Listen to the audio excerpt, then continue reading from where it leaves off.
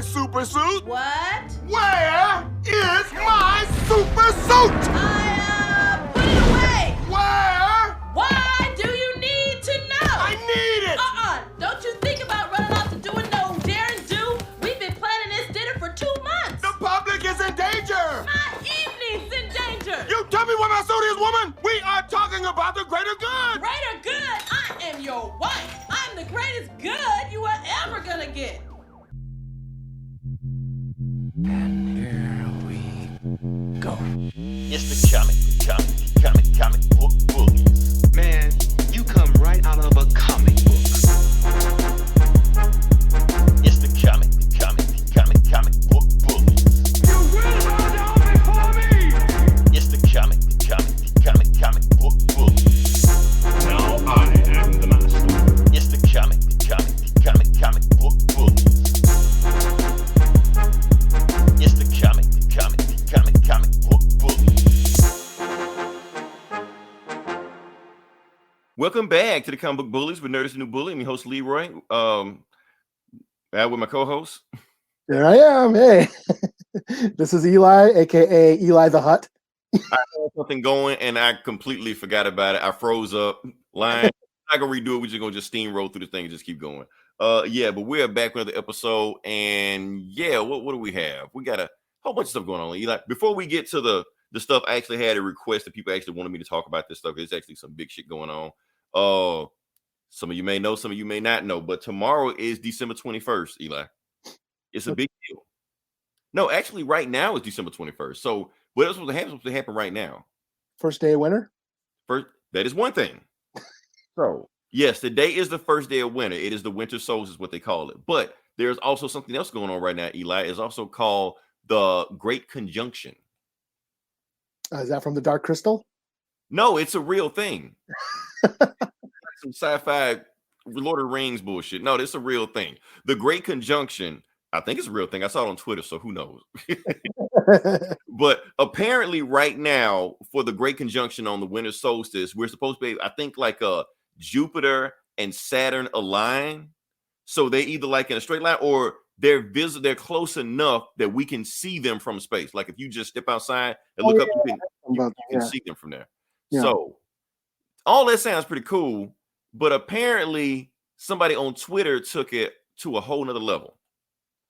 Oh, yeah? And because like I said, it's the internet. That's what happens. So apparently on Twitter, I'm trying to see the actual real tweet that happened was actually taken down. She took it down, but I just want to show you this real quick. Apparently, can you see it? As Black people, genetically, we are stronger and smarter than everyone else.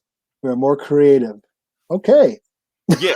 So that's the tweet she put out. Apparently, she's saying on December 21st, Black people's unlocked DNA will be unlocked. And like I said, the Great Convergence, what is this? Conjunction? Whatever the fuck this is. I don't watch Lord of the Rings.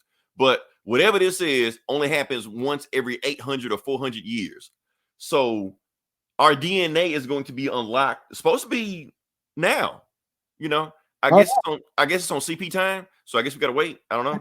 So we'll go from there. So basically, Twitter just went nuts with this shit right now, and it's going like, oh, so everybody, Black person, just been making jokes, stuff like that, memes popping up. So anytime you see a meme about like a Black person like getting superpowers, stuff like that, that's where it came from. It came from Black Twitter. Okay, so they're just throwing like gifts and memes, stuff like that. Like when I get my superpowers, I'm gonna be like this. I should show you, but I don't want to show you because I want to get flagged right now. Matter of fact, I'll show it. Let me see. Oh, because it's like trending on Twitter right now. Let me see if I can put it in there. It's like the number one. It's definitely number one thing trending on Twitter right now, just about Black people getting superpowers on December 21st, and like this one. Let me see if I can show you this one. Just stupid shit, man. Just I'm not even gonna play it because I want to get flagged, but they just keep just showing a whole bunch of shit. Like this, we're gonna have when we get superpowers. Or of course, Black Panther stuff go pop up. What the hell? I don't even know what the hell this is. It's like a fucking Roman candle fight. Right. They said that's what December the 21st is gonna look like when Black people get superpowers. Now, Eli, I thought about like what kind of superpowers am I gonna get? On December 21st when I get it. But I realized we already know what kind of superpowers I'm gonna get. Because I'm Black, we're gonna get lightning powers. because that's just how it is, you know. So don't guess what kind of superpowers you're gonna get. You're not gonna get super strength. You're gonna get lightning powers because that's like the generic lightning power thing we always get. But all my life, I've always been teased about this shit right here. No, not this shit. Spoilers. Spoiler alert. This shit. Oh, you're gonna get the glow. Yeah, because they always calling me Bruce Lee. Every time The Last Dragon comes on HBO, I keep hearing those same dumbass jokes. So yeah, everybody was thinking that's what my power's gonna be. Kiss my ass. So You are the last dragon. I've heard it all the time. Every time it comes on HBO, I'm like, oh shit, here we go. We're going to school. So let's see, who do we got here? Question. Are you asking a question, or do you want us to talk about the question? Or do you want us to review the superhero the question? I'm not sure. Question the comic book hero question? Right. I mean, I guess. But yeah. So that's all the crazy going on. I just want to just talk about that briefly. I think it's some dumb shit. That's why all the white listeners that are listening to this podcast right now, that's why you have to search Black Twitter sometimes. Because when these crazy ass memes and gifs come up, that way you can be in the loop also. I don't have to explain this shit to you all the time. So all right. So what's the next? You know what? All right, we got past that. Let's get to this one. Okay. So I'm gonna let you take over for this one because this is Oh, really? Yeah. Okay. Well, rest in peace to Jeremy Bulloch, the guy who played the original Boba Fett in Empire Strikes Back. He was in his 70s, as far as I know. So yeah, we're losing all our Star Wars actors. We've had David Prowse a couple weeks ago. We've lost Kenny Baker, Carrie Fisher. We're losing, there's not that many left from that old school original cast. So, and this is kind of a little bit of a blow because of On the Mandalorian, which we will get to later. Mm-hmm. The resurgence of his character has brought him back into the spotlight.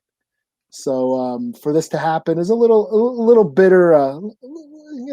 It's a little bit of a gut punch, especially since the character is so popular again. So yeah. At least he got a chance to live long enough to see the character get popular again. Yeah. So yeah, rest in peace. Good journey to Jeremy Bulloch. Yeah. So let's keep going. That we are going to talk about the Mandalorian, but not right now. I'm trying to see what is this next one. Hold on. When do we guys stream? Now. Yeah, whenever we get to it. Usually Sunday nights. Sunday nights around now. 12-ish. Yeah. Midnight. So midnight. That's what we usually at. So yeah, thanks for listening. Definitely stay on. We got a whole bunch of shit we got to get past. So Eli, I'm gonna let you take over with this also because I honestly have no idea what this is or what this is about. Oh, okay. The stand. Well, let me get this ready. Okay. Let me set it up. Nope, wrong one. Let's see. Don't worry, we're getting there. Technical difficulty. Yeah. Still working out the kinks. Yeah. Share screen. Don't worry. When you say while you doing that, I'll set it up. So basically, if everybody has been keeping up and has what is it, CBS All Access? Yeah. They've released a new stand. They released a new stand miniseries. I see it. See it right okay. there. Yeah. Let me go ahead and get you up. So yes, the long-awaited another adaptation, modern-day adaptation of Stephen King's classic epic novel, The Stand, has finally dropped on CBS All Access. It's going to be, I think, a 9 or 10 episode limited series. How long was the first one? The first, I think it was like a couple, like 2 or 3, it was like a mini series. It was like 2 or 3 parts throughout the week. I think 2 or 3 2-hour, like a 6-hour mini series or something like that. Made for TV as well, of course, and it didn't have the big budget or epic scale that most people wanted to see. Now, The Stand, many believe, or arguably, people think it's at least one of Stephen King's best novels. Basically about the end of the world, and the end of the world through a super flu that basically kills off most of the population on the planet, and the survivors, they have to rebuild society, and then they face off against this supernatural being known as Randall Flagg, the walking dude. He's people think, I guess, the shared universe, the shared Stephen King universe. He's a version of the Man in Black from the Dark Tower series. So he's like this satanic, demon guy who basically rises up after the apocalypse and tries to take over the earth. And the few survivors that are left, they have to stand against him. Take a stand against him. It's like I said, it's a very long novel, told in like 3 parts. The first part is like 300 pages, and it's all about society collapsing, and it's really creepy. And it's probably one of the first. It was written back in the 70s, and he was inspired by like Night of the Living Dead and I Am Legend. So it's one of the first post-apocalyptic, what we know today as a post-apocalyptic story that, like Mad Max and that genre now. So it's one of the first in that genre, and it basically, this super flu called the Captain Trips infects humanity. It's a super plague. It's a virus that kills off everybody. It's a flu. And I got to tell you, watching this in 2020 in our current climate was kind of creepy because, drawing parallels to COVID, which is no means as deadly as, it's, I'm not taking COVID lightly, but in the Captain Trips, the book here, if you get it, you're dead. Mm-hmm. There are there's a few people that are immune to it, and they end up surviving, the initial downfall of civilization. But the first part of the novel is just about society falling, civilization crumbling, the riots, the panic, and humanity just, going down the tubes. And so this first episode, I was a little taken back because it didn't have the big epic scale again, that I was hoping for, because it's just, global pandemic on a, worldwide scale. So it didn't have that big giant epic feel that I was hoping, but it focused on character, which I thought was really good. We start out with the Herald character, who's like kind of a creep, and he's after, he has a crush on this girl named Franny, and they're the only 2 survivors of the city they live in. They start making a trek across country, and that's basically what the first part of the book is. Survivors throughout the country sort of start making their way, and they end up meeting up at certain point, and they all end up gathering in Boulder, Colorado, and sort of start rebuilding society. This first episode started out in Boulder, where they are clearing out a church full of dead people. So it's a pivotal part in the novel. It's not the beginning, but that's where the show began. So I thought that was really interesting that they're not telling the book in chronological order. It's almost like a Tarantino movie. They're kind of jumping back and forth. So for people who haven't read the book, I don't know if that will be jarring, but I've read the book, so I was able to follow along. But it really focuses on character and the relationships between everybody, which I think is that's what I'm responding to. It would be cool to see like World War Z, and just the world falling apart. Money, they got to have a lot of money behind it. Yeah, we do see glimpses of that. We are introduced to Stu, another character. He's immune. He's his story where he gets the military comes to his town. He's like the only survivor who's not getting sick. They find out that he's immune, and they're trying to draw like a vaccine from him, but then everybody in the laboratory end up dying, and he's stuck. And it's basically this first episode, we see him escaping the military laboratory, which is just this underground bunker in who knows where. It's some top secret underground bunker, and it's about him escaping. And he finds the general who's going insane. Of course, he's sick, and he basically lets him out. And he eventually meets up with Harold and Franny, and that's what it is. That the first part of this novel is them, all the survivors meeting up, and then they're all having visions. So enter Whoopi Goldberg as Mother Abigail. She's like this prophet. She basically represents good. And she's like a psychic, and she knows what's going on with Randall Flagg, the walking dude. And she starts psychically calling out to all the survivors and telling them to meet up in Boulder. So that's what happens, everybody starts having these dreams or nightmares, how their character is. Harold is this like loner creep. He starts having nightmares about a wolf and Randall Flagg basically reaching out to him. And then other characters who are more compassionate, that's who Mother Abigail reaches out to. So yeah, I mean, it's the downfall of society, and shit hitting the fan. But I gotta say, I enjoyed it. I was expecting a big, huge budget, I Am Legend, grand epic scale. But I think it's more small and focuses on character, which I'm enjoying. So I mean, yeah. I don't think we can. I think it's unrealistic for us to expect Disney Plus budgets on every streaming platform. Yeah.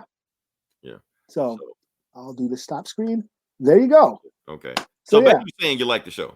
I'm digging it, and yeah, I finally got the CBS app for this. So did you ever check out any of the Twilight Zone episodes? I can do that now. I can check out Star Trek and Twilight Zone and all the other stuff they got on there. Peele and all that. So yeah. All right. So now we're gonna get into it. Now we're gonna talk about Mando. We're gonna talk about Mando. We missed it last week because it was so much info dump that happened last week. We actually didn't have room for it, but now we got room to do it this time. So let's just talk about it, get into it. Eli, what'd you think about it? Oh, well, I was in total. I gushed. I was gushing. I've watched the episode like 5 times now. I did also was watching it work a couple times, just to get it. It was spoiled for me. That's one thing. Oh, was it? Okay. Yeah, I wait. It drops Thursday nights at 2 a.m. So I wait up to watch. I didn't know that. So I just woke up in the middle of the night, like 4 o'clock in the morning, and it was already spoiled. Oh, really? Well, it wasn't me. It wasn't you, but somebody else. I was like, because that's how I knew it was on. I was like, oh, it's a new Mando episode. Okay. And it was just spoiled, just left, right. Yeah. Because I watched it, and then my brother called me up right after I got done watching it. My brother called dude, did you see the Mando? I'm like, yeah, I did. He's like, oh man, and we were just like, damn, Now everybody's going crazy over the last 5 minutes or 10 minutes of the episode, whatever like that. But I think it's kind of overshadowed everything else that happened because they really wrapped up everything that was going on in this season. Yes, it was. Moff Gideon had played them. Here's the thing. He actually planned for everything they did, except for the last 5 minutes. Up until that point, he had them beat. Yeah, and they did everything that he thought they thought he was going to do. Just the fact that okay, now remember that GIF or whatever meme we saw when all the lady soldiers came off slave one and started attacking stuff like that. People saying this is how you do it right, not like how they did it in game. I'll be honest with you, I thought it was the exact same thing. I guess I didn't know. I noticed it was that it was chicks at first. Yeah, I noticed it. I knew that the internet was gonna say something about it, and honestly, I felt like that situation was just as self-congratulatory as Endgame was. But like I said, I had no problem with either one of them. I was like, cool, sisters doing it for themselves, whatever you want to call it. Yeah, so I felt Marvel was a little bit patting themselves on the back for it because they kind of called attention. I didn't really think so because I didn't. It took me a little bit. Hey, where's Boba Fett? Oh, these are just the chicks. And then I remember thinking, somebody's going to write an article on this or something, or somebody should. You know what I mean? But either way, the entire episode was great. The action scenes were awesome. What's her name? Fennec or whatever. The bounty hunter chick. She was like doing all this John Wick shit. You know, Like Cara Dune shooting. the show you don't watch. Yeah, she. Cara Dune shooting people in the face and shit. And you know, And Bo-Katan. people bitching about her gun jamming. It's Star Wars. It's the future. It's a gun jam. Y'all never played Mass Effect before? Or Battlefront where the gun overheats and shit. Right. Like, what the fuck are y'all complaining about? Stop just sharing memes and don't know the meaning behind the memes you're sharing. Yeah. Yeah. Like, fuck the damn bitching. group Yeah. thing, right. Yeah. Everyone's got of course people are bitching, but I don't give a shit. Like I said, I'm just totally gushing over this shit. It's totally it's you know, it's basically Star Wars back to my childhood again. You know, I think it done better than anything since the 80s. And yeah, like the action was cool. Like you didn't even need if the shit at the end didn't even happen, I still would have been satisfied. You know, that's the thing about it. I mean, I was satisfied with that, just everything that was played out, especially since they set up the Dark Troopers. So now the Star Wars universe has Terminators now. Yeah. You know, they really built them up to be a threat when one of them got loose on Mando, and it took Mando like everything he had to take one of them out. Yeah, You know? the fight scenes, like, you know, like I said, that whole when the, you know, Bo-Katan and the you know, that squad just, you know, murking stormtroopers on the bridge and just that whole thing, and then Mando having to fight one of the dark troopers and like him getting punched and then the duel. Even though you know the helmet won't bend, you know he's still feeling that. Oh yeah. And then of course, you know, Moff Gideon, you know, he is such one of those villains that you just hate. And I think it's just because he's got the sword to Baby Yoda. And like, what the fuck, asshole? Like, a sword to a baby, man? Like, how evil are you? You know, I'm like, damn, you know, as much as I love Giancarlo Esposito, you know, as an actor, and he was just like totally, you know, stealing the scene. I was like, man, this motherfucker got to die, man. Right. and then it was all part of his plan. Like I said, he had the sword fight with Mando, the spear that he got, you know, a few episodes ago. And that was awesome. That was a sweet ass duel. Right. And the thing was, he planned for it. He was like, if I beat Mando, I win. But if Mando beat me, I still win. Like, no matter what happens, you know. Because he know Mando doesn't know the rules behind the saber. And that is true. And I seen people saying, "Oh, but on Rebels, Sabine gave Bo-Katan the dark saber, and it was no problem." But I think that was under different circumstances. You know, I never saw it. Yeah, it's on Rebels. There's Sabine. She's a Mandalorian. She won the dark saber, and she just gives it to Bo-Katan. But then all the Mandalorians recognized her because Sabine's a teenager, and she just here. You can have it, and all the Mandos recognize her as the leader. Whereas in this, they're not surrounded by any Mandos. You know, it's so right. And the thing, like I said, I don't know any of that history or whatever like that. I just know what was going on in this show, and I completely understood. Yeah, so it wasn't like I was confused or anything like that. Okay, she can't take it. You can tell by her acting. Like when he was even presented to, and the way she was looking, you're like, oh, she can't take it. What's the reason she can't take it? Yeah. Moff Gideon broke it down why she can't take it, you know. And like I said, then the Dark Troopers came back because, you know, and people were complaining like, oh, that's doesn't make any sense. Why would you have an airlock right by the Dark Troopers? It's actually by design. That way you can drop them immediately. Yeah, they dropped in the other episode. Right. The Robert Rodriguez episode when they dropped out of the ship to go down to get Baby Yoda and then flew back up to the ship. How do you think they got back That's in? the drop zone right there. So that's how it is. He knew the airlock because that guy that they kidnapped broke down the whole, you know, layout of the ship. So they knew this stuff. Yeah. You know. So people trying to find plot holes, but ain't no plot holes there. They just want to bitch because motherfuckers are enjoying, you know, there's the element out there that just wants Star Wars to be shitty. And they're I mean, but you finding stuff that's not there. That's what I don't understand. Like, you ruin it for yourself. and like, you know, and now Star Wars is cool again. And right now we got to shit on it. And so so there's that element out there like, no, it can't be cool again because it's been so fun ragging on Star Wars for the past 5 years and then you bitching have about it.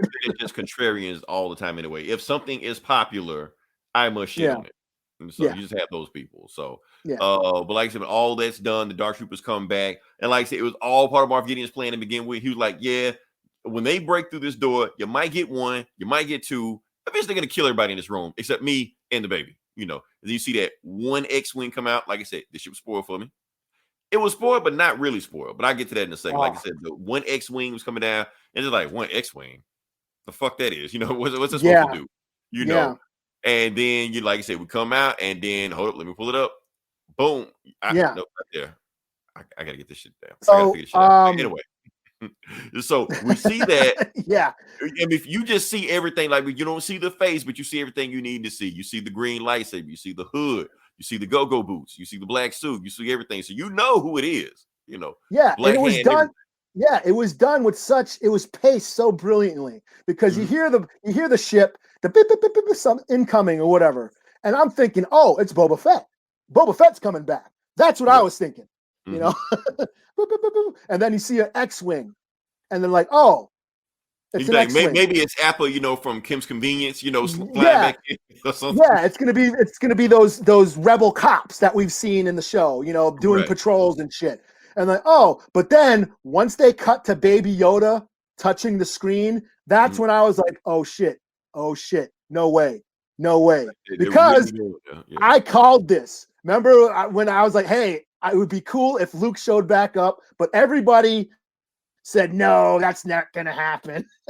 I didn't think it's gonna be Ezra. I think it was like Ezra, some other EU rebels. The guy from the video game, you know, it looks like Archie, you know, something, whatever. Some people were even saying it. I know you're talking about the guy from Shameless, the Joker guy. That guy. Yeah, the guy from the video game. And some people were even saying Killer, whatever the fuck his name is. Some people were even saying, wouldn't it be cool if Mace Windu showed up? What is everybody's hard on for Mace Windu? No. And here's my thing about Mace Windu showing up and how that would suck.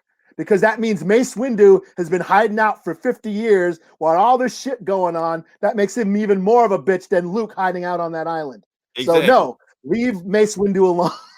Right, I know, you know, that the execs may be tempted to do it. Don't do it. Leave him out of this. Yeah.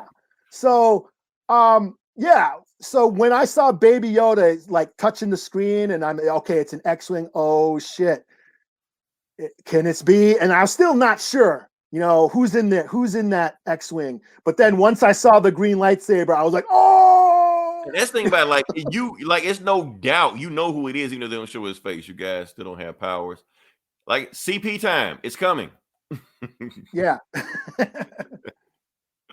Oh yeah. So that's the thing. It's crazy as hell. Like just the fact that you see and they actually went there, and then just watching him. So everybody, all the Last Jedi haters, everybody who whined about the Last Jedi and that it sucked and that Luke was a pussy and didn't do shit. Well, now you got to see him do shit.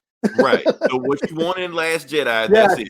And it confirmed my suspicion, what I always thought. I always thought that people hated Last Jedi strictly because Luke didn't just destroy and switch cheese everybody. If they had changed it and like left the movie the exact same way and just have it where Luke Swiss cheese at whatever like that, if there was that's the greatest movie of all time. Yeah, if there was one scene where Luke kicked some sort of ass, then I think people would have been satisfied. But no, they saved it for the end to have him do this cool Jedi mind trick, which I had no problem with, but I'm not going to go there. I digress. But I think people wouldn't have given Last Jedi that much shit. But this redeems them. You know, this shows him doing like just murking motherfuckers. It's always what we heard from the EU that he's Super Saiyan Jesus, you know, here just doing all this shit. And we were already saying that Mando can barely handle one of these guys. Yeah. So when Luke just shows up and just lays waste to everybody, you know, he's just with ease and crushes one of them. He like force crushes. It's like he's still got like the dark side. He's still got some of that darkness in him, because I've heard people bitch about like, oh, he force choked the Gamorrean guard in Return of the Jedi and blah, but that's not the Jedi way. And I'm like, well, that's kind of the point. That's kind of the point, because you didn't know if he was going to go to the dark side. He was still tempted. He just found out that Vader was his dad, and that's why he's wearing all black. Yes, because he's conflicted. Right. So he's One you know, hand's white, one hand's black. He don't know which direction he wants to go yet. Right. Yeah, so he has these aggressive tendencies and stuff, and which also leads back to The Last Jedi, which is why he walked away. That I have this darkness in me that I'm afraid of, you know. So, but still, just watching him just kick ass was just quite exhilarating. I was getting choked up. I'm not gonna lie. I was. Remember I told you about that video game I played where he just shows up, lays waste everybody, and then just fly. That's what this shit was like. That's the shit he did. Yeah. And he's done that in the comics and the EU and the novels. He's just Jedi Jesus. Yeah, I mean he's just OP as fuck. You just expect him to just be that. Yeah. But seeing him do that, I mean, because Luke was my hero. You know, as much as I love Batman and Indiana Jones and the Hulk and all that stuff, growing up as a kid, Luke was my hero. I wanted to be Luke. I wanted to have a lightsaber. I wanted to fly an X-Wing. That was my shit as a kid. So he's been my hero, growing up. And so watching him do that finally after 40 years was just so, right. Live action, awesome. comic book. Like imagine not seeing a Superman movie for 40 years, Right. That's what it was like. It's like seeing your hero on screen again, kicking hella ass. And it was just awesome. It was like I said, they gave us Boba Fett and they gave us Luke. The stuff that we always wanted. We heard about it, but they gave us live action. Yeah, seeing R2D2 again, which to me, again, like my first action figure was an R2D2. Like I said, I saw original Star Wars as a little kid, and the first half hour of that movie, you're watching these two robots, and I really took a shine to R2D2. And when my first Star Wars action figure was an R2D2, I just loved R2 and still do. And to me, he's like that recognizable icon of Star Wars. When you see R2, you think of Star Wars, and seeing Luke and R2 back together again, interacting. That was just, I got chills. I got choked up. And then you had that emotional scene, Baby Yoda is leaving Mando. Right. He did all this stuff to get to him. Right. Yeah. He takes off his mask, and even Mando's crying. You got Baby Yoda is a key to Mando's humanity. Because that's the thing. Even though they can't understand, they got to a point they can understand each other without talking. Yeah. Because he knew, oh, you want me to take the mask off? Okay, you haven't seen my face doing all the stuff we've been through. So, and then when like Ahsoka said, oh, he thinks of you as his father now. Like he's connected with you. Basically, he thinks of you. You're his son now, or he's your son now. That's that's the bond that he has. And another reason people picking shit at the movie or the TV show, like, well, why didn't Mando just go with them? It's like they haven't seen a Star Wars movie. He can't go with him. That's the whole point. He has to cut himself away from all attachment, because any attachments can lead to him, being corrupted by, the Jedi power. So he can't be with Mando. That's the whole point of being a Jedi. Which also, again, brings up the whole, that sort of tragic, dark, scenario of what happens to Luke's Jedi Academy, in which Kylo Ren kills them all. Right. So and here's my theory, and it's just a theory. I may be wrong. I wasn't wrong about Luke, but I may be wrong. But I think if they are I've heard they are making a season 3 of Mandalorian, that it's already been shooting. Mm-hmm. That's what I've heard. So if they are going to make, because I think they could just end the Mando series right now. And I feel like they need to end the Mando series right now. I don't feel like this is this is a perfect ending.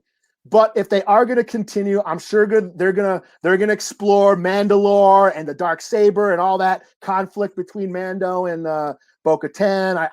All that.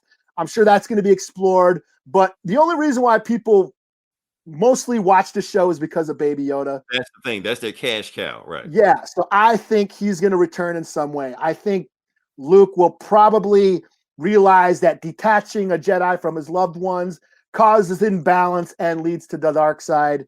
Or he can even let him say, I'm gonna let him, you can see him for a, I don't know, weekend or some shit. And the whole season, like visitation or something. Right, some shit. Because that's how Kylo Ren was raised. That's how, in the EU, Luke gets married. You know what I mean? So they don't That go was before Lucas made all yeah, the they rules don't start, Luke starts sort of not following that strict Jedi monk code, which is what brought the Jedi, to its knees in the first place. So I think, he's going to be more lax on some things. So I think they're going to bring Baby Yoda back in some form. They would, if they do a Mandalorian season 3, they would have to. Yeah, maybe most people know Baby Yoda, then they know the show. Most people don't even know what show he's on. They just see him. Maybe they're going to do a time jump, where we're going to see older Baby Yoda a little older and then returns or something. But I think they're going to deal with the Mandalore, because it's called the Mandalorian, and him but you can't do too big of a time jump because, like I said, we got the other shit. Yeah. So I think we're going to get back more into the the Mandalorian culture, and because he was a foundling. So he, that whole tension between, I love that tension between like Bo-Katan, who was born a royal on Mandalore, and then you have all these offshoots of the Death Watch who are challenging her. And she's like, oh no, I was born there, motherfucker. Who the fuck are you to tell me who's a Mandalorian or whatever, but then you got Boba Fett who don't give a shit. He don't. I think people are arguing about that way too much. Easy Mandalorian. Who cares? He don't give a shit. Why should we give a shit? That's my whole thing. That's Boba Fett. Boba Fett was always a loner on his own side. He just, whoever paid him, that's who he was loyal to. He's like he's a Ronin. He's a masterless samurai, just going around getting by however he needs to. So he doesn't follow that code. He barely followed the bounty hunter's code. But so are we gonna talk about the after credit scene? Yeah, let's talk about the after credit scene. Yeah. So hold up. Yeah. So hold up. Let me pull it up. So after the credits, we get to this Boba Fett. We cut to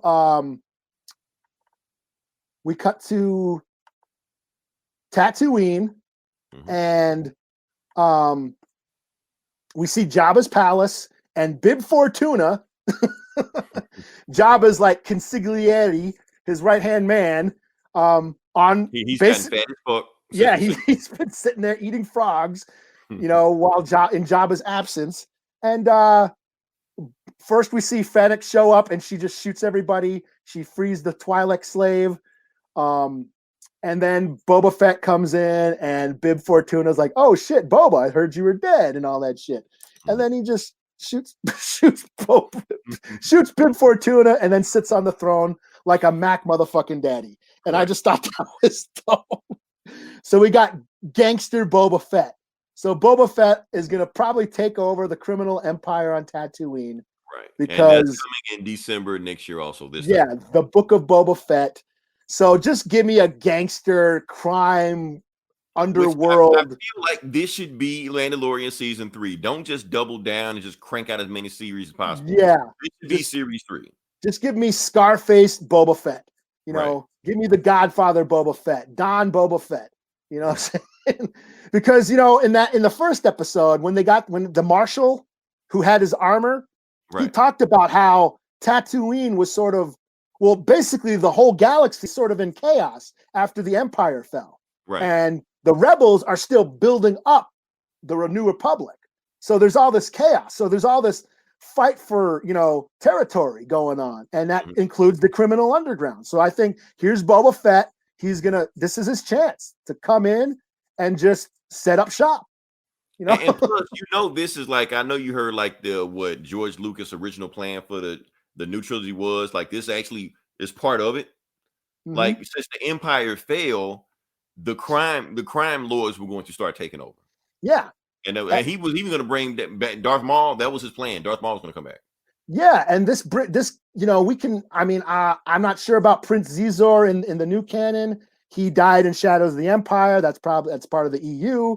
But we could bring back Black Sun or like Zizor's son or Zizor's daughter, somebody from. Honestly, I feel like every EU thing y'all love, it's all coming back. Yeah, Hondo, the pirates from Clone Wars can show back up, and just Cad Bane. We haven't seen Cad Bane.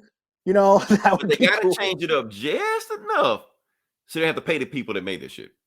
Yeah, which is an issue going on right now. Disney's not paying those people. Because Lucas didn't pay them. they just got stuck with the bill. Shit. Yeah. So Oh, I'm man. stoked. I'm like, as a Star Wars fan, I'm just excited. Okay, now we got to the good stuff. Can I complain? Oh yeah, we can complain. I figured we should have did this first. No. We're gonna complain about this. Well, we got to talk about Luke.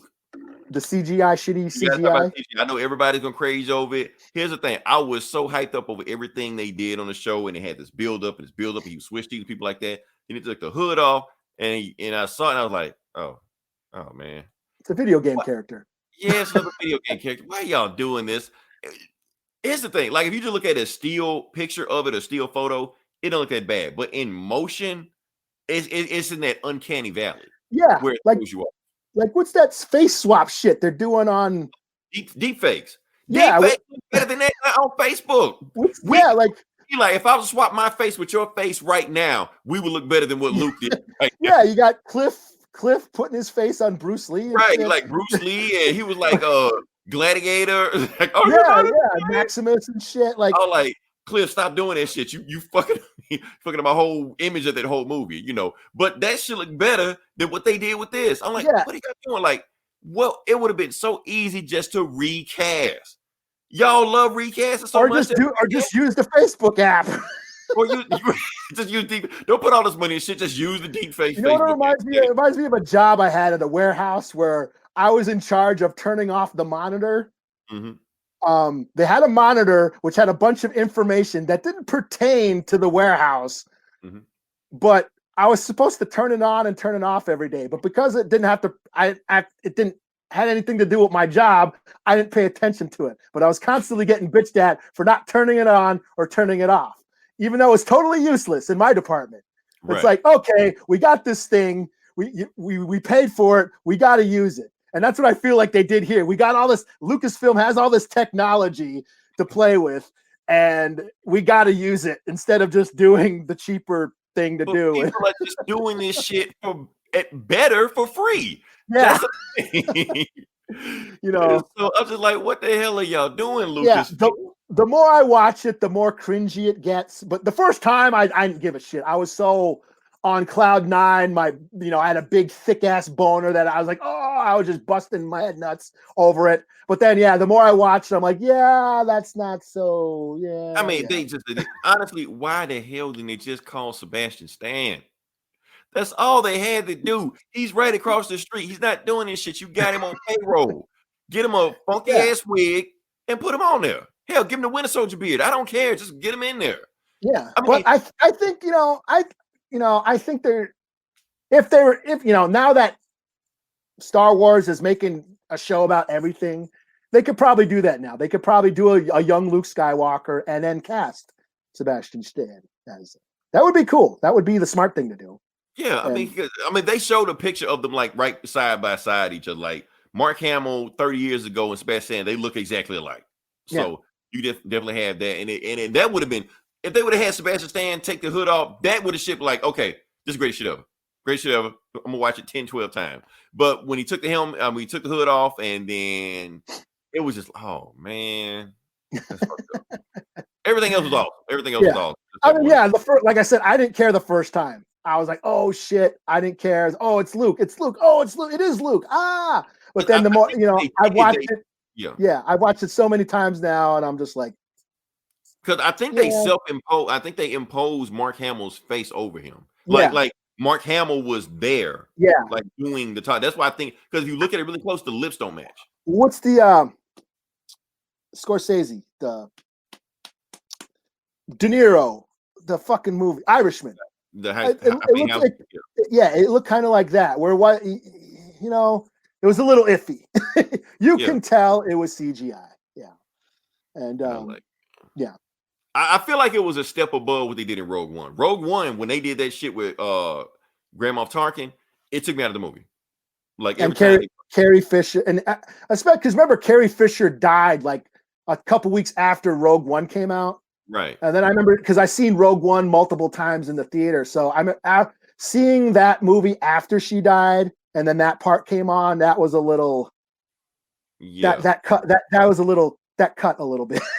Yeah, I was just like, Now they did do a better job of it in what was it, Rise of the Skywalker, when they had it, when they were both young and doing the They were training and shit, but you could tell, but it was like lit differently. It was darker. Yeah, so there was like you lightsaber lights were on their faces and shit, and they weren't conversation,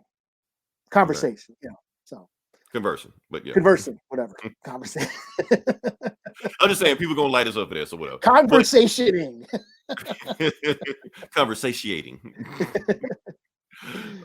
That's my whole thing about that. So that's the only gripe I had. I just wish when they took the hood off, it was, now, and here's a reason I don't want, because I feel like they wrapped this story up so perfectly. That's why I don't want a season 3 of this iteration of it, because I feel like it's gonna dilute what we just got. Yeah, I'm totally fine with this being the series finale.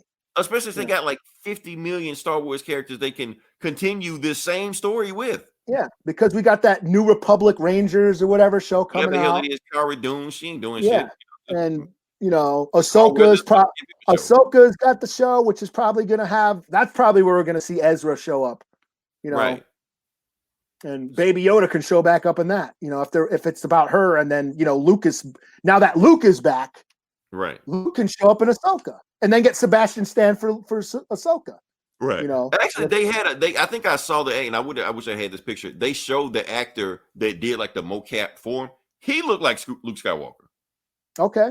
So I think at first they were going to use that guy. Because that was a stunt. Yeah, there's no way Mark Hamill was doing all that dueling and shit. Right. I've been in the gym, Oh man, can we move on past that? Yeah. Okay, like I said, awesome episode. Yeah. Like I said, people that haven't watched Mandalorian, it doesn't matter if you like Star Wars, hate Star Wars, know anything about Star Wars, watch the show. You'll like it. You actually don't even really need a frame of reference, but if you know that stuff, it's it's even better. Yeah. If you're a fan and you watch Clone Wars and all, if you're just a fan of Star Wars, you're gonna totally gush over it like me. But right, I know people who aren't fans of Star Wars that like it just because of Baby Yoda. That's the Baby Yoda show, and it's Space Cowboys. Right. You know That's why anytime I do like a standalone clip, I show Baby Yoda first. Anytime we talk about Mandalorian, before we talk about anything. So yeah. All right. So I'm gonna let you take on this. Nope, not that.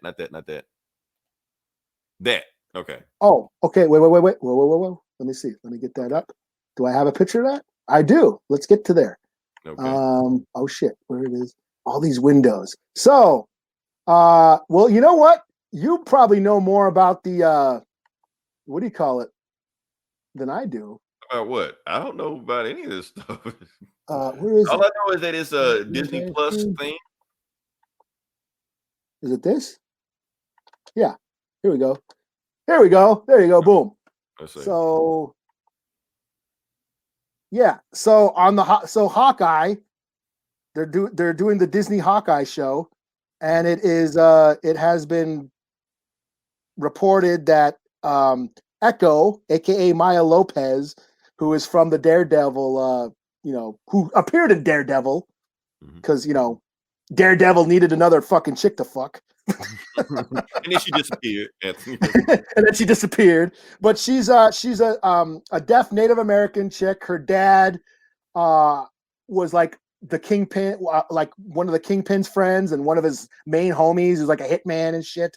And then he raised Maya, and she's like a prodigy or something. She's deaf, but she's kind of like Taskmaster, where she sees somebody doing something and she learns it right away, whether it be music, whether it be fighting. Yeah, she could watch like a kung fu movie and then learn all the moves. So she's like that. She's like this really intelligent, combat fighter. And she's going to be in the Hawkeye show. Most likely. I'm thinking she was getting her own show. That's why I was confused. No, okay. She's going to be on the Hawkeye show, probably on one episode. For like 5 minutes. Yeah, because Hawkeye smashed it too. So yeah. Because she was the original Ronin. Hawkeye banged her, saw the suit. He like, I'm just take it. Yeah. No, So hopefully they do the native chick better, but but anyways, they actually found an actual native chick to play Echo. And what's her name? Let me get her. What is it? Her name? Why does it not have her name here? I just said native. Even when I posted it, yeah, it's got the article about her and it doesn't have her name. What the hell's her name? Or maybe I can't find Jeremy Renner. Yeah, we got him. Right. Kate Bishop by Haley Seinfeld. And what's her name? Let me see. Anyways, she's an actual native chick, native actress, and she's actually deaf. Alakwa Cox. That's her name. Actual indigenous act. They found an actual indigenous actress, and she's actually deaf. So she's making her act like TV series debut or whatever on this show. So they're representing. They are making an effort for real representation, and that's kind of cool. So, but hopefully she isn't just sidelined to just one scene, and fingers crossed. Maybe this just another box they're checking. Right, because Disney love to pat themselves on the back whenever they just get a headline. They're like, okay, job's done. Yeah. Maybe hopefully she isn't just like she's got an ongoing arc. She's an actually series regular than just a guest star. Right. Hawkeye just wakes up, she's just in the bed. It's like that's it.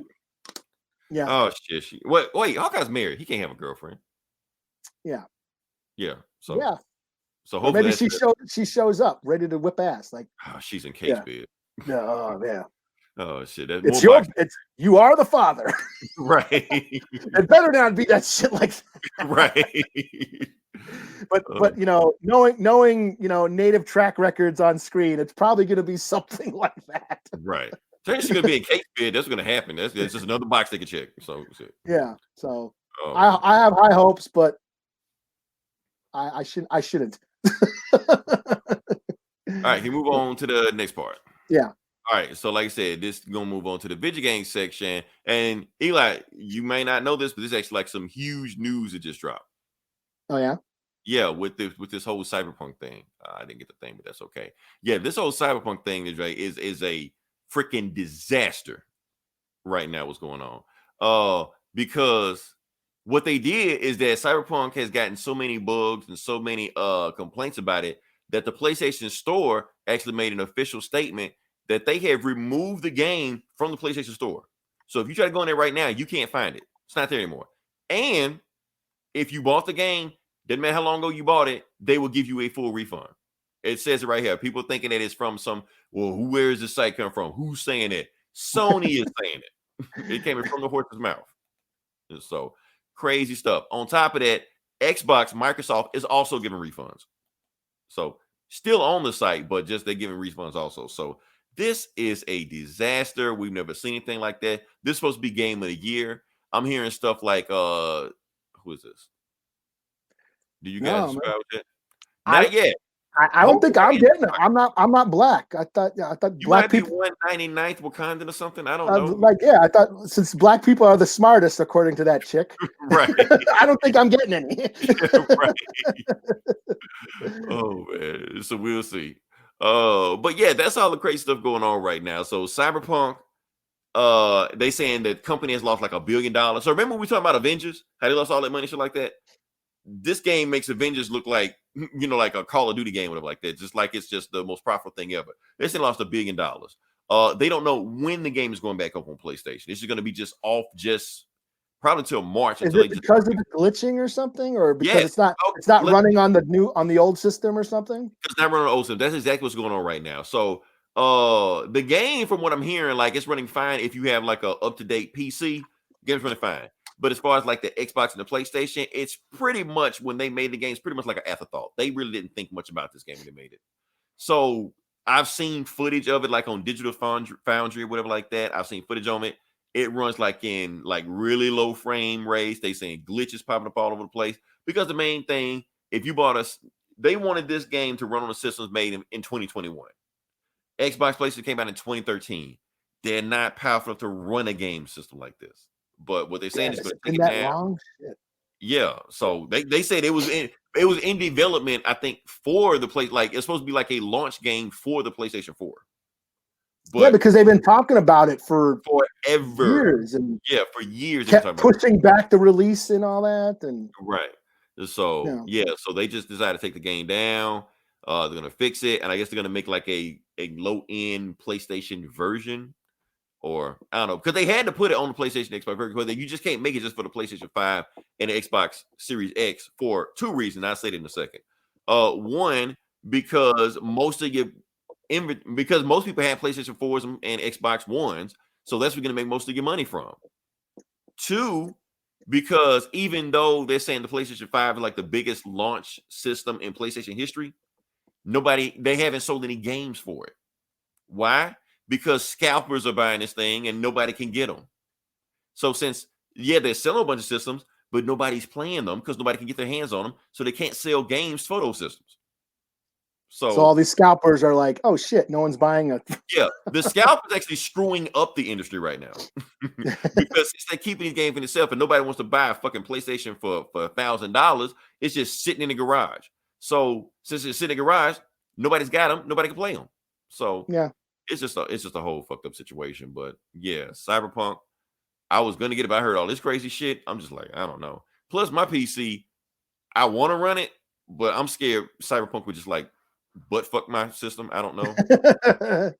So I'm kind of scared to just put it on there. So I don't know. Yeah, when we record the podcast, you'll be freezing up and shit. Right, 7 frames per second. I'm playing Cyberpunk right now. Like, no, I'm not doing this shit. Fucking max headroom and shit. Right.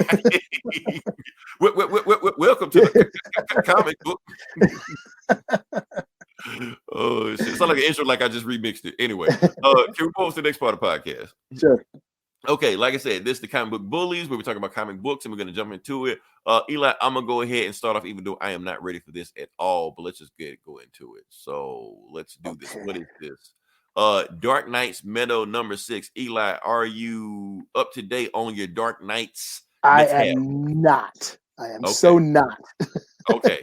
So, I don't even know where we at on this. I don't know if it's like the last issue, second last issue, if they got like 10 more issues coming. I've lost track. I don't even give a shit anymore, to be honest with you. I'm over it. That's all I can say about Finally, you're finally over it? I'm over it. I'm just like, this shit will just never end, man. It's the fucking if 2020 was a comic, that's what it is. Oh man, so let's just go through this thing. All right, so basically what's going on. Okay, so basically what happened in the last issue, the Dark Knight Who Laughs, or the Darkest Knight, whatever you want to call this thing, has sicked his, like, all of his Infinite Crisis armies onto Earth, and they got to fight and all this like that. While he's doing that down there, they got to fight. He's fighting, what's her name? Perpetua? I did like this scene right here. Because remember, you got like heavy metal Superman with all the hair and shit, want to look like you. So Lex Luthor is looking at him, and he like really hates his ass. Now, fuck you, man, your long hair ass, man. I really, because he's bald and shit, So anyway, so they got this big thing going on right now. They're fighting. Oh, and since Batman can control the dead, he brings back the Batman Who Laughs that Wonder Woman killed in the first issue with a chainsaw. He brings him back from the dead. Now he's fighting with them. And they're going to fight, the Darkest Knight Who Laughs. Fuck ever. Oh, so anyway, they got a Batman Who Laughs on their team now? No, it's the Batman Who Laughs. Like the guy, the one that they've been fucking with the whole time. He's on their side now. Okay. Yeah. So Wonder Woman is going to the... I don't know how to feel about that, but okay. Honestly, it doesn't matter. It's a thing. It doesn't even matter. So Wonder Woman is going to the Forger of Worlds, and she's bringing back. I'm trying to see if I can say it. This thing right here. I'm too far away from it. She's got this book that Lex Luthor gave her on how to give the truth to the Fuck this book, man. Anyway, let me just come to the end of this shit. Anyway. They got this little power ball, Dragon Ball Z power beam struggle going on. You got the Darkest Knight over here and Perpetua going over here. The Darkest Knight wins, and he traps her into the Source Wall. They win, whatever, like fuck. And after he traps into the Source Wall, he cracks her in half, like he destroys her. So Perpetua's done. The Darkest Knight has won. He has all the power. He is a god. He has completed all the infinite worlds, and he has taken over. So what's going on now? You got the Batman. You got Batman right here, and you got Superman. You know, long hair Superman, and Batman's just like, wait, something's not right. And you're like, Superman's like, of course that's not right. During the fight, you lost your arm. You're like, no, not that. Something worse is going on. So they realize the Batman who laughs or the Darkest Knight like that has completed everything, and he's Is sitting. that fucking Booster Gold there? Yeah, you gotta have Booster Gold in a thing like this. What the fuck? What's he doing? Anything? He just screaming, "We're all gonna die." That's all. That's what he's screaming. Okay, that's his use. Yeah, he's just the comic relief. Oh my god! You know what's funny? That made Booster Gold in the comics fat now. He got like a dad bod. I'm like, what the fuck? So they're like really leading into a Booster Gold. But anyway, this is saying, so they're all fucked. The Batman who laughs actually right there, he looked like Galactus and shit. He like, I could have sent like everybody here, but I'm just sending like my top recruits to kill all of you. So Batman and Superman are like completely fucked, and Batman's looking at Superman like, you know what, Clark, I just want to finally tell you this, you know, our friendship. And he's just like, I know. You ain't gotta say it. I know. So then they just say, like, look, everybody get with your family. Get with your Green Lantern families, your Bat families, your whatever families. And we're going to go out. We're going to go out as a family. That's what Superman is telling them. When we get to Wonder Woman, basically that book, whatever, like that Lex Luthor gave her, she lost the book. And basically, she realized that, she has to do something with the truth. The truth has to be exposed like that. She's like, well, I know what to do. So she takes the lasso of truth that's with her the whole time, and she dips it into like the forge or whatever like that. And yeah, so now and this is the part I was telling you about. How all the Bat family there, good guys, bad guys, don't matter. All the Gotham City, all the Aqua family is together. You know, all the Green Lantern Corps, all the Super family, they're all together. They're like one universe. Because they know they're about to die. So they with their team before the Batman who laughs can send all his people at them. But right before they do that, the ground cracks and Wonder Woman pops up as Wonder Woman Prime Super Saiyan God 1 million, whatever the fuck. She like, Batman who laughs, I'm coming to fuck you up. So Wonder Woman is like a god now. So like the most OP Wonder Woman you've ever seen, this is it. She's about to destroy the universe. She's got the chainsaw. She got the chainsaw also. She got the chainsaw. She's all gold-ish. She's popping out of lava and shit like that. And she's basically saying, yeah, I'm coming for your ass. So Wonder Woman is going to save the multiverse by herself. It looks like it. Also, Eli, have you been keeping up with that Infinite Premiere Prime bullshit? I ain't reading any of this dark or death metal shit. I'll pull it up, but spoiler alert, it looks like Wonder Woman dies. I don't know when she dies, but I think she dies in this issue. Well, in this series. What do we got here? Bot. Yes, Bots. Another bot. Yes, steal our identity. Yeah, no surprise. But yeah, so that's the thing going on right now. So Wonder Woman is a Super Saiyan Jesus God. She's going to beat the Batman who universe laughs, and she's going to restore the universe by herself. But I'm pretty sure she's going to die. Because in all of that, you know, all new, all different PC, DC universe and all stuff like that, they showing everybody except her. So. This isn't death metal then. This is that new shit. The death metal is leading into the new shit. Okay. Yeah. The not Infinity. What's it called? Whatever the fuck that shit is. Yeah. So Infinity Crisis. Watch or something. Infinity Crisis. Yeah, whatever the fuck it is. So this shit, whatever the ending of this, leads into that. And then they show them all looking off into the ride, stuff like that. And you look at the picture, Wonder Woman isn't there, but she's actually like in the background looking translucent. Image of her is over the sun. Like everybody's looking at Wonder Woman. So apparently it looked like she's going to sacrifice herself. Okay. That's my theory, but it's a strong. I think Gomer agrees with me on this. We talked about it. We thinking, yeah, she's gonna die in this. Like the next episode, next issue of whatever the fuck this is. So yeah. All right. Okay. Overall, 3 out of 5. I'm so ready for this shit to be over with. Yeah, it's God not damn. done yet. Damn. Yeah. No, it's another issue after this. What I did was the last page. It's more shit after this. So like, end this shit already. Fuck. Anyway. All right. What you got next? Well, I guess since we are going to we're talking about DC, we might as well talk about Batman. The Batman. The Batman. All right. Which I think all this shit leads to that whatever the hell also. So I don't know. Yeah. So is that here? Do you see it? Or what the hell? E4. Small. Why is it not going? No. I think you gotta click it. No. Okay, fuck it. Let's just go back to it. Yeah, why is it not doing? Anyways, fuck it. I'll just talk about it. Fuck it. So basically, Batman, we're talking where he's still battling the Ghostmaker, which is his some new vigilante who came to Gotham and said he could be a better vigilante than Batman because Batman don't kill and do shit he's supposed to do. And he has captured Batman and Harley Quinn and the Clown Hunter and got them all basically in prisoner at Arkham. He had Batman and Harley strapped to gurneys, and last issue, Clown Hunter had a sword to Harley Quinn's face and sort of testing Batman if he's willing to kill Clown Hunter to stop him. Basically, Batman gets out of his restraints, frees Harley, and then Harley actually has a one-on-one with Clown Hunter, which I thought was very poignant.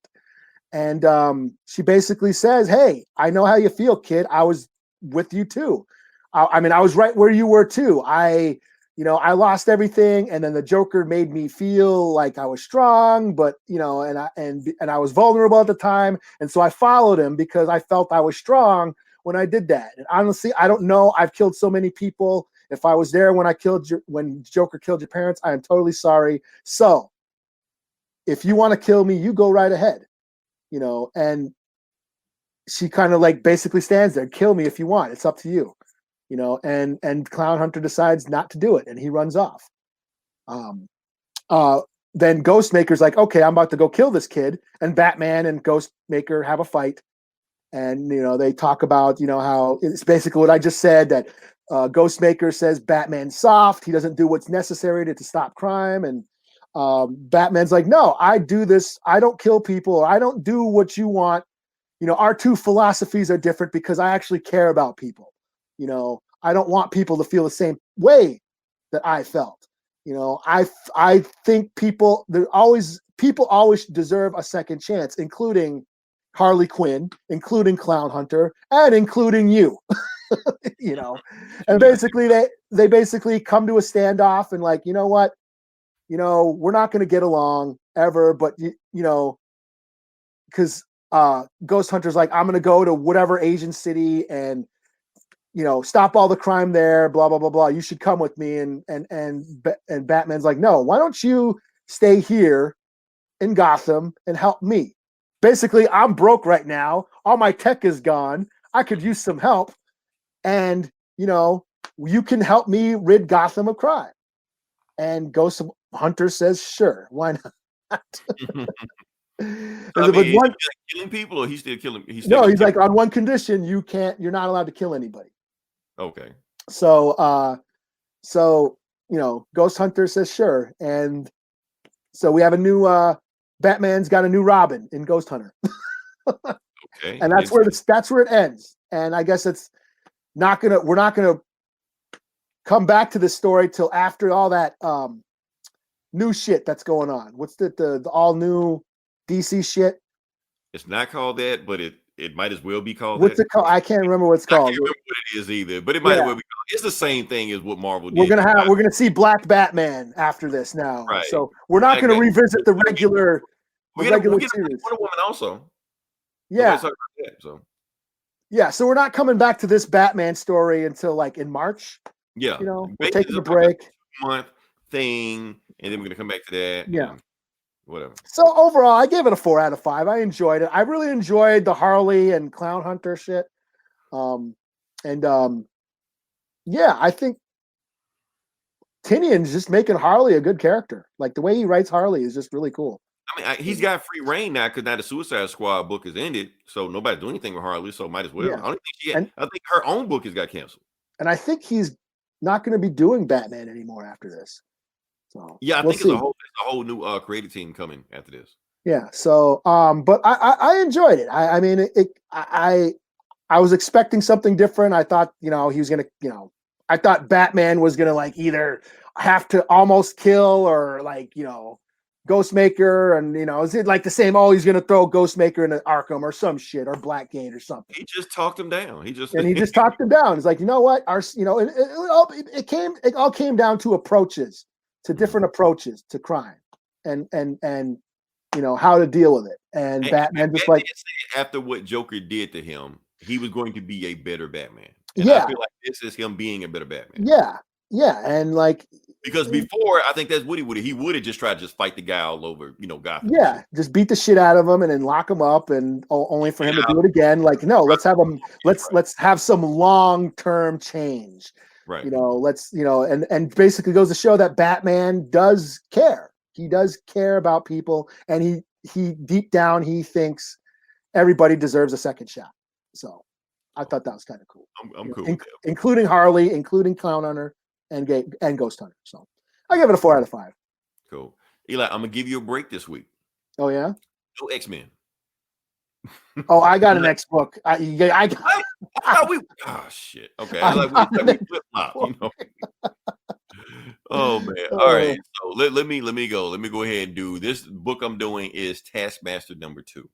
Okay. Because I fairly enjoyed the last time we did Taskmaster. So I feel like, we're not talking about this one. This one, on the cover, it looks like he fights Hyperion. If you don't know who Hyperion is, he's basically Marvel's version of Superman, and he's part of the Squadron Supreme, which is Marvel version of the Justice League.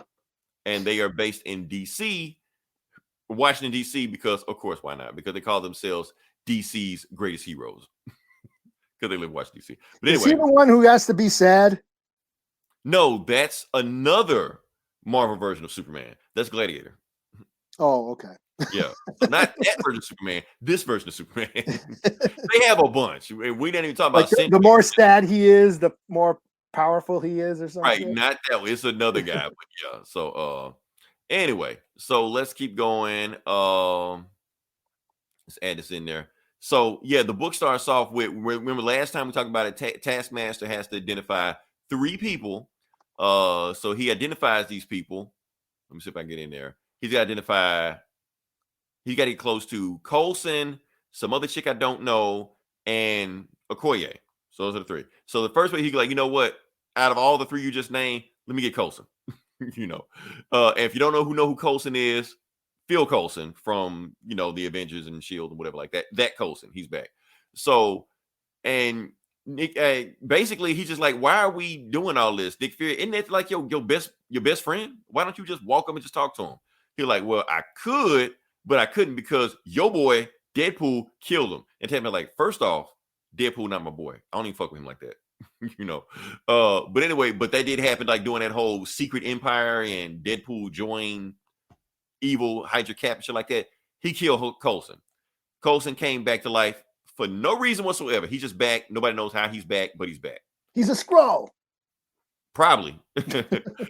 So he's back for some reason, and he's in charge of the Squadron Supreme. He's like their handler, the Squadron Supreme. So he's over them, and he likes Squadron Supreme better than not Justice League, but the Avengers.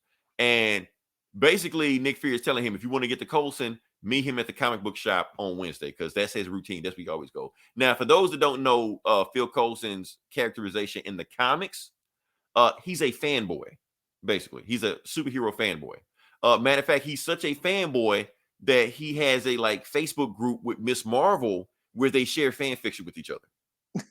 It gets that crazy. So he's in the comic book section.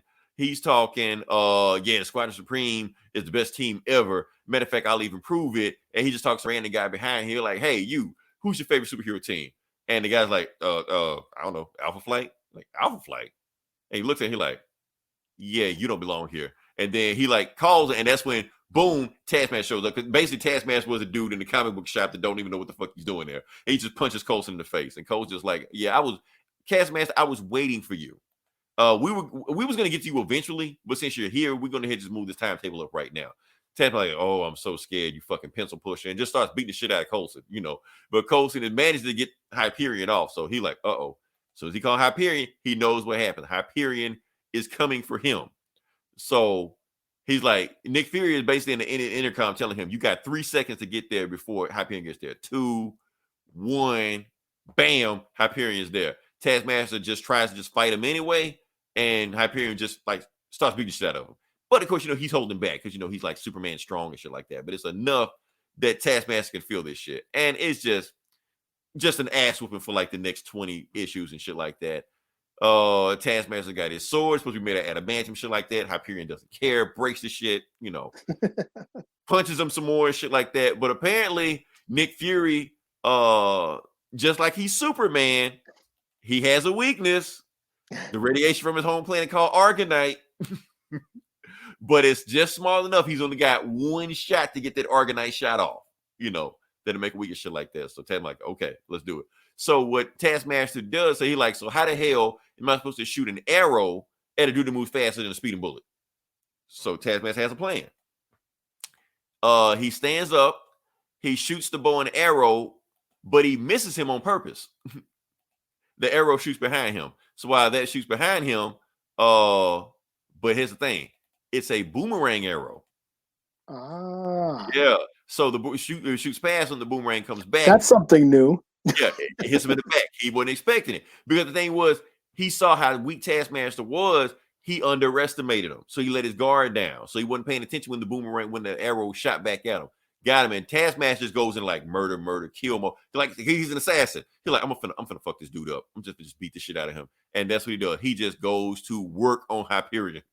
And then he fears in his ear, like, don't do it. Yeah, it's bloody and shit. Yeah, like because Hyperion fucked him up. Yeah. He was like, if you do it, they will never stop coming after you. You're like, all right. Yeah, and then he get like the Batman. Yeah, he get like pretty ill shit. Yeah, that's the thing. He like, I will let you live. Because I got other shit to do. Kind of like the Batman speech. Just want you to know I'm the one man who beat you and all that.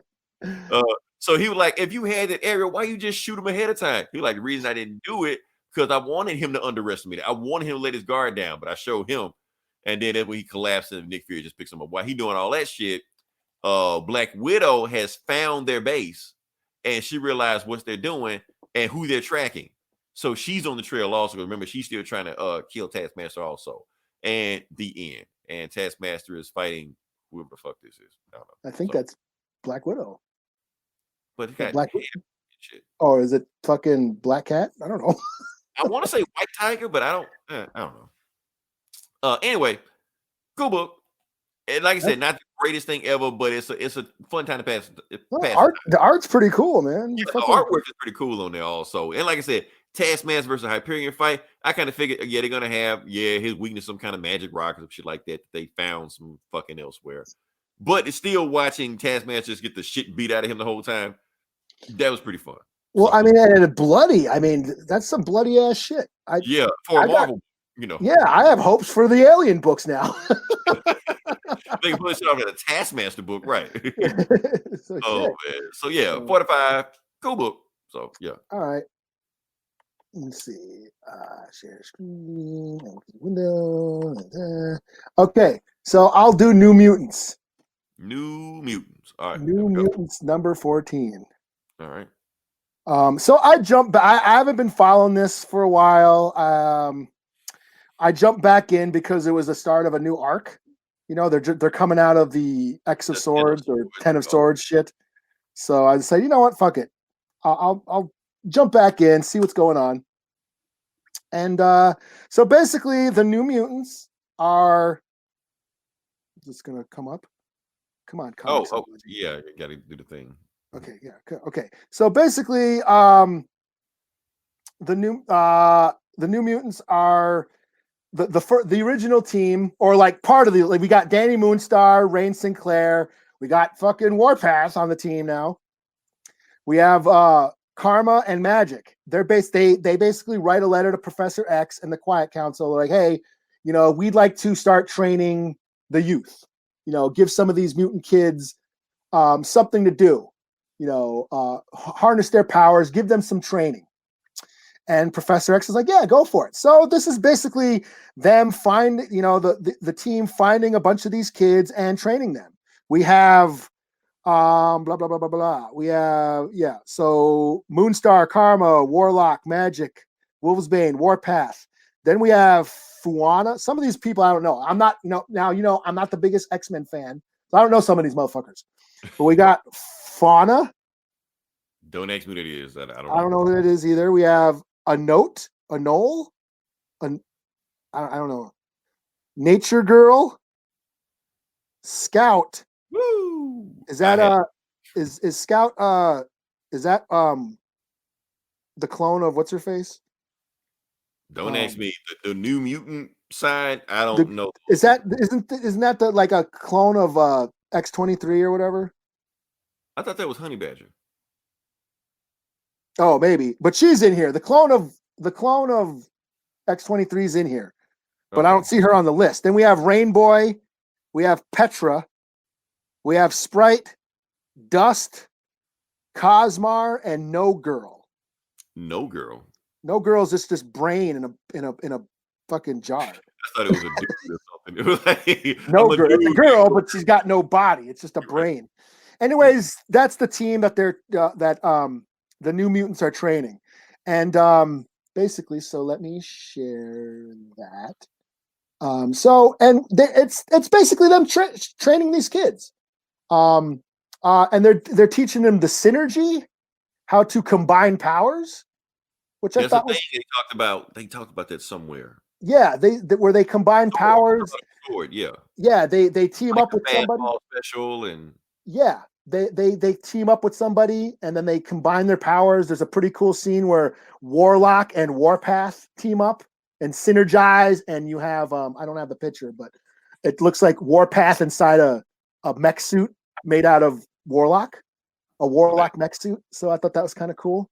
So and then it brings up they're talking about, we got to say, it's a teen drama. This book is going back to like the New Mutants teen drama. They're talking about the cloning and how some of their friends haven't been resurrected yet, that they might be in the queue. They ask about Madeline Pryor. Why aren't they resurrecting her? Mm-hmm. So, some drama. There's some stuff going on with Karma's having nightmares, and Danny's sort of using her powers to help her, give her therapy and stuff like that. So basically, at the end, after a day of training, all these kids they go back to their separate ways, and they're on Krakoa, and they go into the cave. All these new kids go into a cave, and in that cave, can I go there? Why is it not letting me go there? Won't let me go there? Damn it. Let me see. Blah, blah, blah, blah, blah. Share screen. Window. Yeah, that one. There we go. So they go into this cave.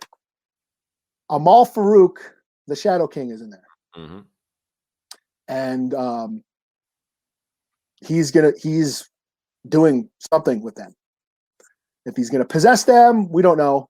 But in the beginning of this book, we got a flashback of Amal Farouk as a child and how the Shadow King first met him.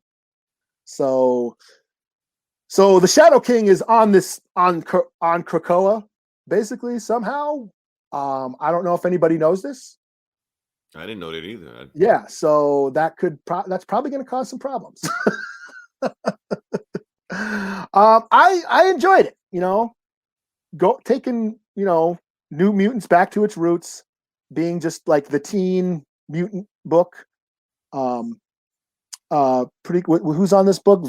Vidja Ayala is writing. Rod Reese is doing the art, which is very reminiscent of Sienkiewicz. Okay, I'm glad you said the name right. Yes. Yeah. Oh, that's why it wouldn't go. I had to go back. So, see, these damn We're computers. learning. Yeah. So back that way. Okay. So yeah, I enjoyed it. Cool jumping on point. And we're kind of onto a new story arc. So yeah, 4 out of 5. New Mutants. Cool. All right. Last book I got, I'm going to do is, I don't know why I got this book. I just feel like doing it. Black Cat, #1. Okay. Yeah, I just feel like reading Black Cat for some reason. Well, here's the thing. It is a King in Black tie-in. Okay. Yeah, so it has something to do with the whole King in Black going on right now. So basically, when we see the Black Cat, she is stealing, because the thing, when S.H.I.E.L.D. went down, they left all these like weapon and caches laying all around the city of New York. So what Black Cat does is that if she finds anybody, she just steals the shit, just goes from there. And she got a whole heist team that she does stuff like that. But in the middle of while she's doing it, boom, a symbiote dragon breaks out of nowhere and just interrupts her heist. She's like, oh shit, there's some weird shit going on down right now. So she realized, but she knew it was like this, what was this thing?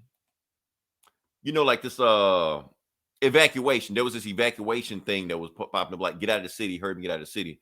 And she's like, they always say this stuff. I'm not gonna get out of the city. But then she decides, you know what, I'm gonna just go up there and just see what the hell is going on right now. So Felicia actually decided to go topside, see what's going on with the Avengers, make sure they're going on. She see Captain America and the Avengers just wilding the fuck out with these alien symbiotes, because she knows what the symbiotes are, because she dealt with Venom in the past like that. And she's like, Captain America, I know you don't know me, but yeah, I know who you are. And Cap like, yeah, I know who you are. You're Felicia Hardy. Spider-Man talks about you all the time. She's like, oh, he does now. Okay. So she's like, what do you need me to do? He like, I need all hands on deck. Y'all do this. I need people over here. I need a guy over here. You flank that. And she's just like, oh, hell yeah. Okay. America, go. All this like, America, fuck yeah. So she's all in, and she like the Avengers. Like, these aliens always show up and stuff like that. They're going to win. Avengers are going to win. So it's no big deal. And she see Doctor Strange in the background. She's like, yeah, Doctor Strange, he's good. There's nothing going to happen with him, until she sees Doctor Strange get fucked up. She's like, wait, what? That ain't supposed to happen. So she sees Doctor Strange go down. She's like, okay, what the hell? So when we cut back to Felicia, like hours later, she left. She like, nah, I got the fuck up out of there. Like, I had no time to deal with this stuff. So she left, and but it was it was revealed the reason she left was because Captain America told her to leave. Captain America told her to get out of there, because the reason he told her to get out of there, because she was like, Felicia, you're a survivor. You know how to get out of there. We need you to get Doctor Strange out of there. If you get Doctor Strange out of there, we got a chance to win this. So her whole thing is that she and her heist team together, we're going to get back Doctor Strange. The end. That's the book. So yeah. Okay. Pretty cool. It's written by the same guy that wrote Taskmaster. So I was thinking like maybe there's some kind of like a tie-in or something in there, especially since it was dealing with S.H.I.E.L.D., but then it went to like some different area where the S.H.I.E.L.D. shit didn't even matter. So it was about King in Black. Does this have anything to do with, like, is Black Cat going to really be a factor in the King of Black storyline? Probably not. This is filler. It's whatever. But at the same time, they're launching a new like run, like a continuous series, and I guess it's using King of Black to get as a jumping off point. So yeah, overall, 3.5 out of 5. Did I say 4? 3.5 out of 5. Okay, well, I will got Immortal Hulk number 41. Okay. So this picks up where we last left off, where Ben Grimm, the Thing, is fighting Joe Fixit Hulk. Okay. And basically Joe Fixit has been, Banner's been separated from the Hulk body. He's in hell. The leader's doing shit to him. And Joe Fixit fell in Coney Island, and Thing was waiting for him. And the Thing is like, okay, you ruined my anniversary. You put me in a coma. It's clobbering time. And he beats the holy shit out of the Hulk. Yeah, I mean, Joe Fixit's not on Thing's level. So yeah. He beats the shit out of the Hulk. And he's like, Ben Grimm's is taking it out on him,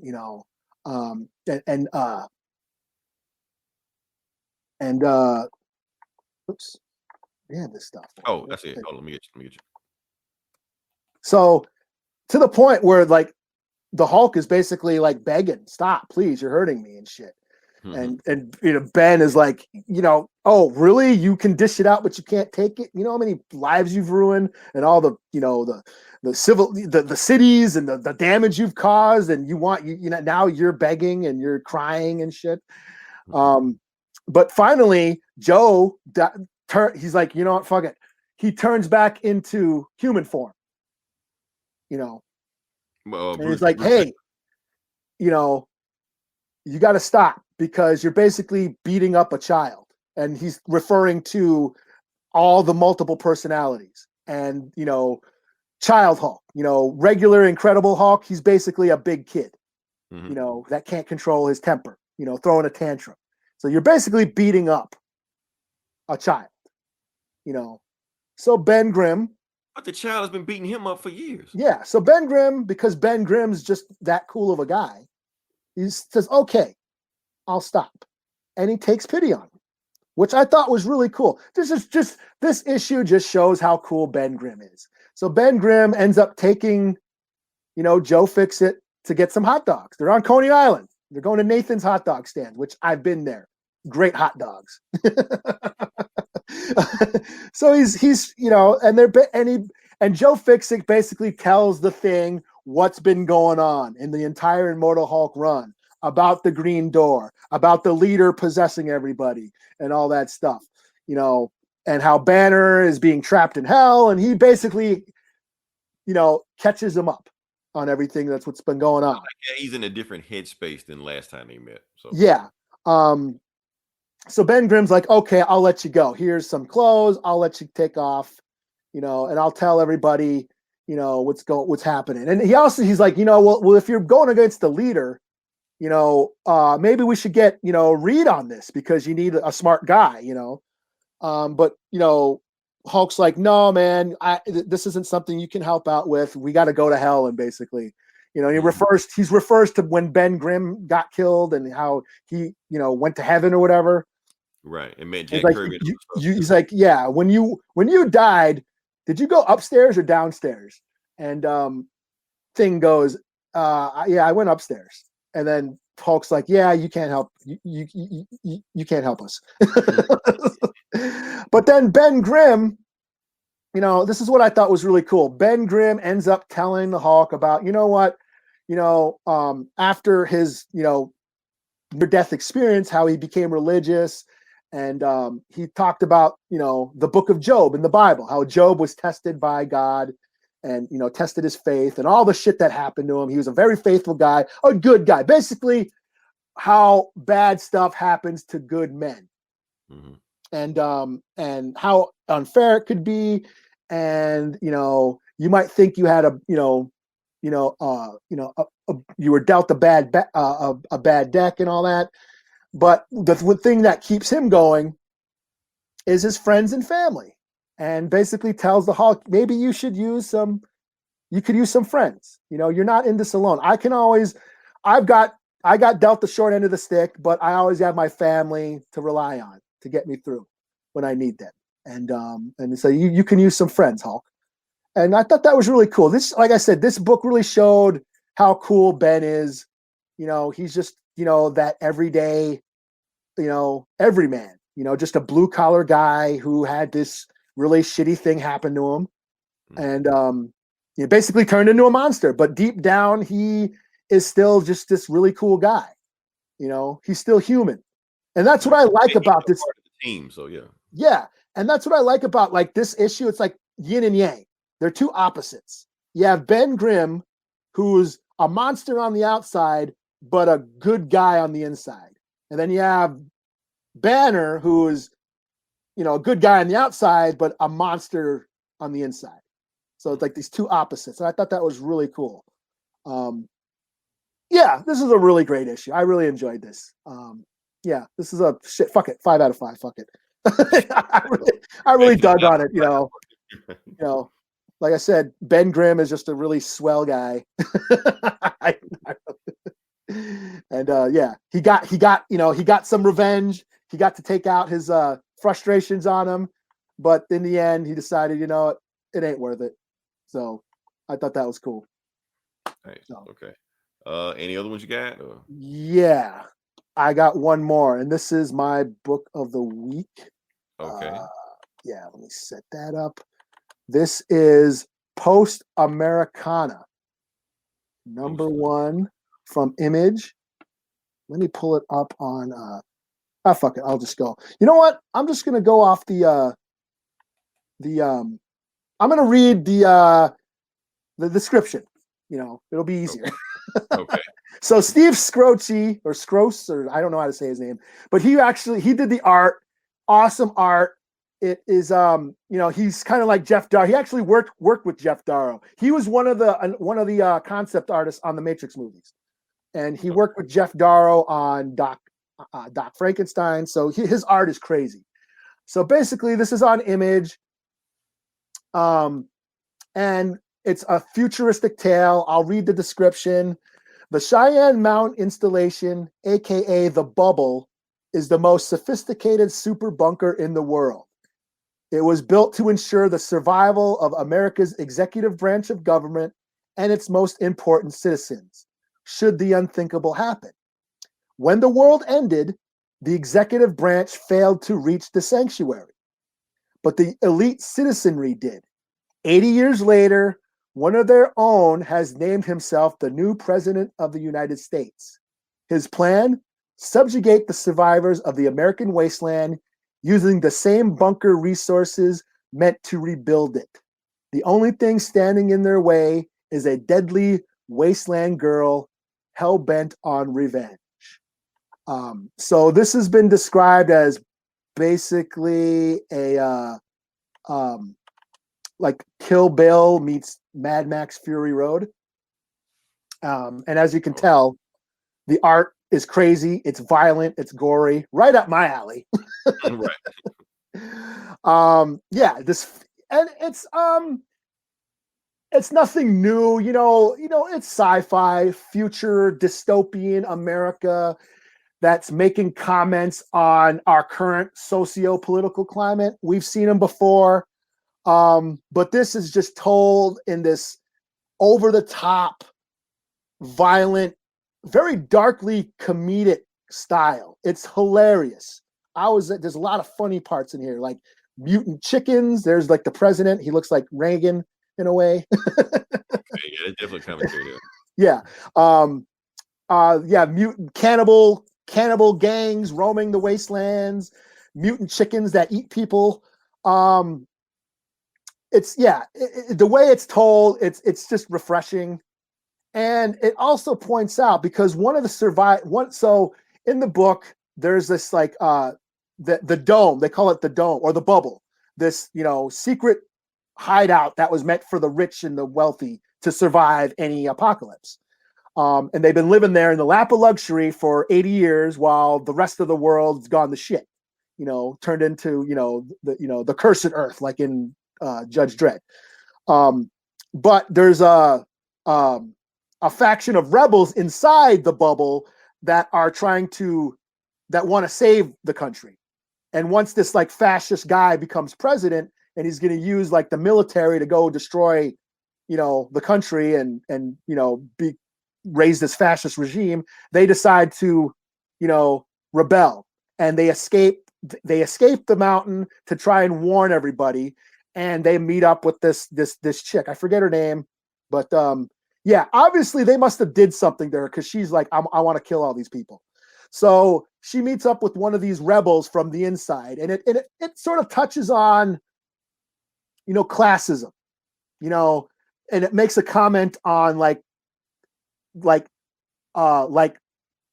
ultra like privileged liberals, bleeding heart liberals but they've come from like a rich background. They come from money. They come from like the affluent suburbs or stuff.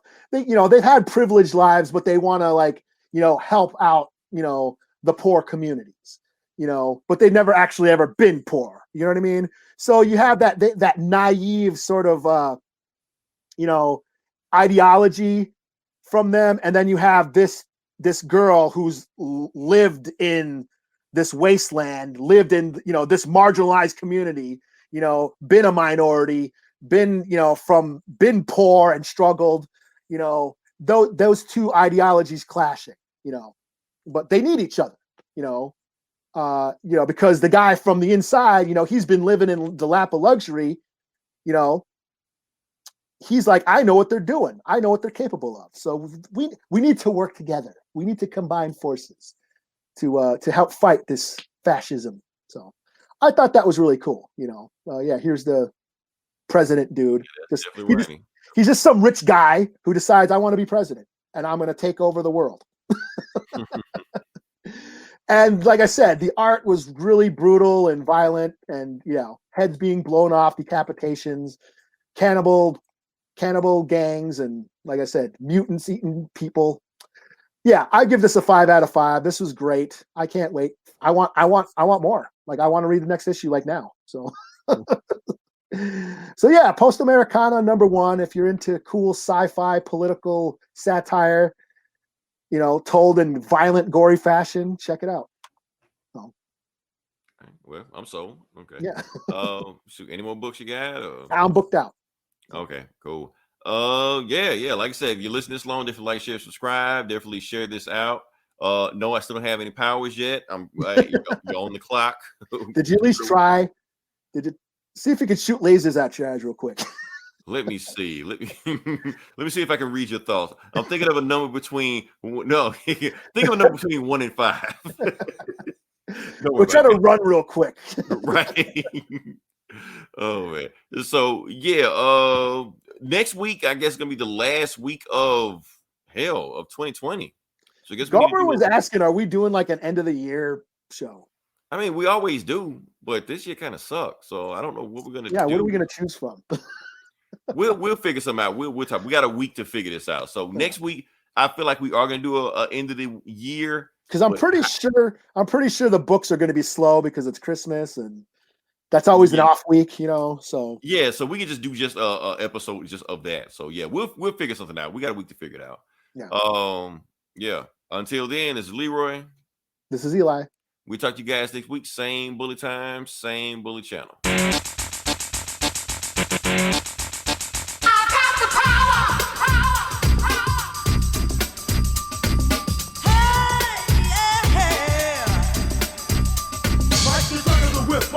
Attack, front to back, in this thing called rap. Feel like a double rhyme double on a heavenly level. Bang the bass, turn up the treble. Radical mind day and night all the time. 714, flies the line. Maniac, Brainiac, winning the game. I'm the lyrical Jesse James.